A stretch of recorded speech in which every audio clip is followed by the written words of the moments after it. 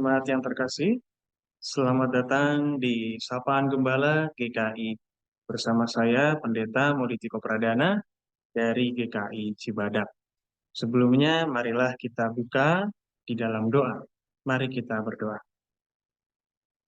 Allah yang baik, terima kasih untuk segala berkat-Mu di dalam kehidupan kami. Saat ini kami hendak kembali merenungkan bersama kebenaran firman Tuhan. Biarlah Tuhan yang akan memimpin kami dalam permenungan ini, supaya kami kembali menghayati bagaimana kami dapat hidup, bukan untuk diri kami sendiri, melainkan hidup untuk Tuhan. Terima kasih ya Tuhan, di dalam nama Tuhan kami, Yesus Kristus, kami berdoa. Amin. Jemaat yang terkasih, tema pada hari ini adalah hidup dan mati untuk Tuhan. Dan bacaan yang mendasari permenungan kita pada hari ini diambil dari surat Roma, pasal yang ke-14 dari ayat ke-8. Saya akan bacakan untuk kita sekalian. Sebab, jika kita hidup untuk Tuhan. Dan jika kita mati untuk Tuhan. Jadi baik hidup atau mati, kita adalah milik Tuhan.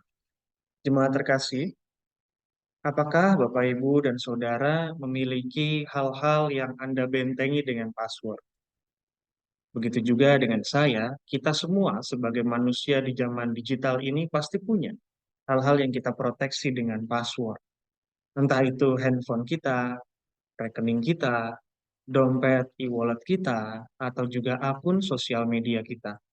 Apapun itu kita proteksi dengan password karena kita tahu bahwa itu adalah hal yang pribadi, yang bahkan tidak sembarang orang, bahkan orang terdekat pun belum tentu dapat mengaksesnya.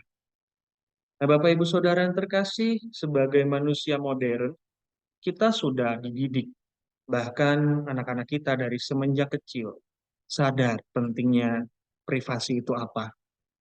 Karena tentunya di era digital ini akan sangat berbahaya kalau tidak memproteksi dengan password dan security yang baik. Kalau ada orang yang tidak bertanggung jawab meretas atau mengakses informasi penting milik kita, maka itu menjadi sesuatu yang tidak kita inginkan. Namun, apabila kita juga melihat lebih lanjut, Bapak Ibu Saudara, betapa kita ini sangat-sangat menomorsatukan privasi kita. Dan kita seolah-olah tidak diajarkan kembali untuk terbuka. Dan terkadang kita perlu menyerahkan diri kita. Dan dalam hal ini Bapak Ibu Saudara, Roma 14 ayat 8 mengingatkan kita bagaimana seharusnya kita menyerahkan kehidupan kita untuk Tuhan. Karena apabila kita hidup untuk Tuhan. Bapak Ibu Saudara yang terkasih, apabila Tuhan hendak mengakses kita, pertanyaannya apakah kita membentengi Tuhan dengan password? Tunggu dulu Tuhan, jangan langsung lihat hati saya, jangan langsung lihat pikiran saya. Passwordnya apa Tuhan? Tuhan harus menjawab dulu passwordnya apa. Padahal kita tahu Bapak Ibu Saudara tidak ada yang demikian itu pada kenyataannya. Sebagai manusia, kita ibarat kitab terbuka di hadapan Allah. Allah tahu kedalaman hati, kedalaman pikiran kita, mengapa kita pilih jalan ini dan itu, apa yang timbul dalam perasaan kita. Hanya saja sebagai manusia, kita perlu secara aktif menyadari bahwa kita perlu untuk menyerahkan segala sesuatunya di dalam Dia. Karena sejatinya Bapak Ibu Saudara, kendati ada orang-orang di dunia ini yang merasa menyerahkan kepada Tuhan, apakah nanti nggak terlambat? Apakah Tuhan tahu saya butuh apa? Apakah Tuhan begitu baik? Buktinya saya lihat ada banyak orang percaya kena musibah, ada pergumulan, dan Tuhan membiarkan mereka untuk bergumul, untuk bersedih, untuk berduka cita. Nah, Bapak Ibu Saudara, kita sebagai umat percaya, tentunya kita tahu kebenarannya. Bahwa Tuhan memang mengizinkan ada banyak hal terjadi dalam hidup kita. Tetapi tidak pernah sekalipun terjadi di luar kuasa-Nya. Maka apabila kita menyerahkan sungguh-sungguh hidup dan diri kita di hadapan Allah, segala jalan kita akan dituntunnya menjadi jalan-jalan yang akan membuahkan damai sejahtera dan sukacita di dalam hidup kita. Dan kita pun tidak perlu takut untuk mempertanggungjawabkan segala pilihan kita.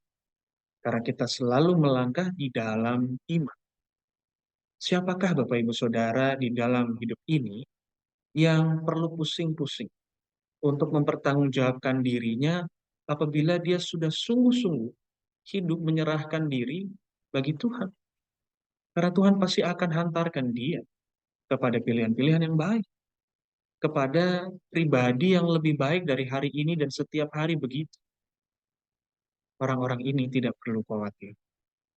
Dan ada penghiburan yang selanjutnya Bapak Ibu Saudara bahwa Tuhan akan memberikan janji bagi mereka yang hidup untuk Tuhan, ia akan mati untuk Tuhan dan di dalam Tuhan.